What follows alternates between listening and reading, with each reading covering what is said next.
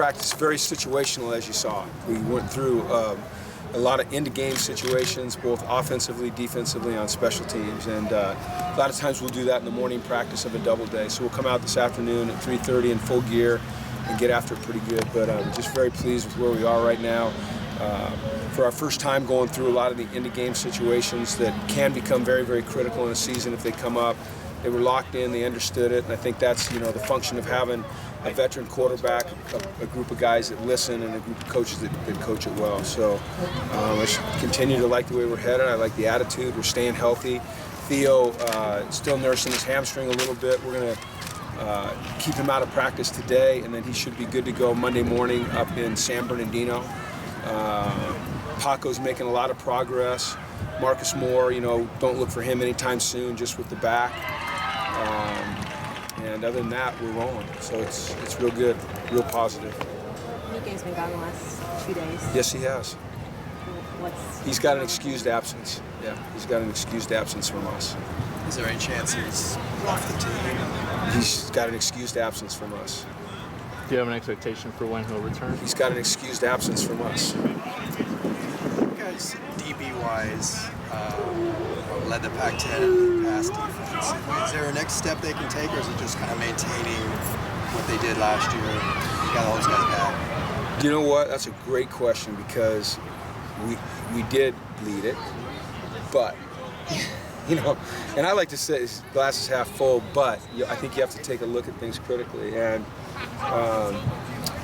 a lot of people have said, and I've said that one of the reasons we were so good against the pass is that everyone ran the ball on us. What I didn't realize is that we had the third most pass attempts against us in the Pac-12.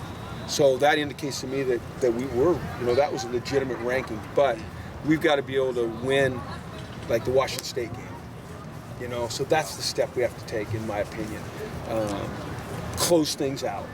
That's the step we have to be able to take, in my opinion, to really reach that elite status. I'm pleased with the direction we're going. It's great that we were ranked where we were, but now we got to take that next step. And I just believe that we have a real great group and the capabilities to do that. I love their mindset. I know Randall and Fable are coming over today, and they'll talk about it. But those guys are really challenging each other. It's fun to watch. What's it like having Fabian back after missing him all of last season and their spring? It's great on many levels. Number one, it's great because of his ability on the football field. Number two, it's great because of his enthusiasm for the game. And number three, it's great because of the leadership that he brings to our locker room or our meeting rooms or just being around. He conducts himself as a professional. He's been here a long time, as has Randall, and they understand how things have to be done if you want to have success. So, in all those areas, it's just a bonus to have him back. Love it. Everybody's talked about getting bigger and stronger in the offseason. Have you seen the results of that out here? I have. You look at our defensive line now, and Tack's about 260, and he's playing our razor position, so that's about right for him. And at the other side, you've got Matt Dickerson at about 290, and then Eddie and Ely are both hovering around 322, 323, 324, right in that area. And yet they're moving very well, and they are strong, and they are explosive and powerful.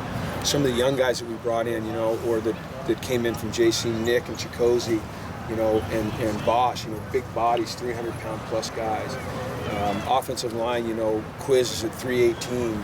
The tackles or the guards are around 305. The tackles are 310. So yeah, I do see that. Plus at the linebacker position, I see it as well. So, that's what we need to be able to do is get big up front, stay athletic, have the endurance to play the way we want to play, and continue to do that through the season. Every day we weigh them in and we weigh them out. They're doing a great job with their recovery and their hydration, and they're eating right. So we're not losing a lot right now. So I'm pleased. How's that middle linebacker competition between Isaac and Kenny so far? Close. It's great. And it's not just Kenny and Isaac, it's Kenny and Isaac and LeKenny.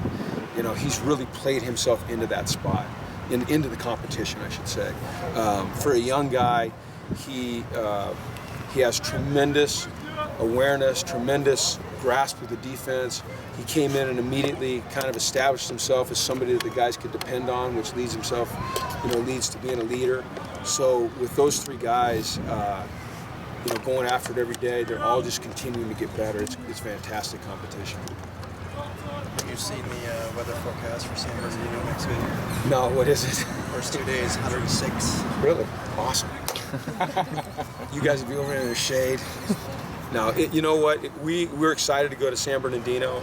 It's been great to be here, and we'll be back. But for us to be able to go up there for 6 days, and they've just done an amazing job for us up there. The facilities are fantastic. The food is good. The fields, we have a lot of field space. We're on grass, which I think we need to get on grass for a while. You know, the heat will be a challenge. It'll be a challenge for us to continue the momentum that we've established so far, but I think we're looking forward to that opportunity. Do you have to alter things if it is 106 in the way you approach your practices? No, because we practice, you know, a 2-a-day is morning and then like 5:45, so it's starting to cool down. A 1-a-day is 3:30, and that's, you know, we want it to be intense. The thing that we are very aware of all the time is just, you know, heat exhaustion.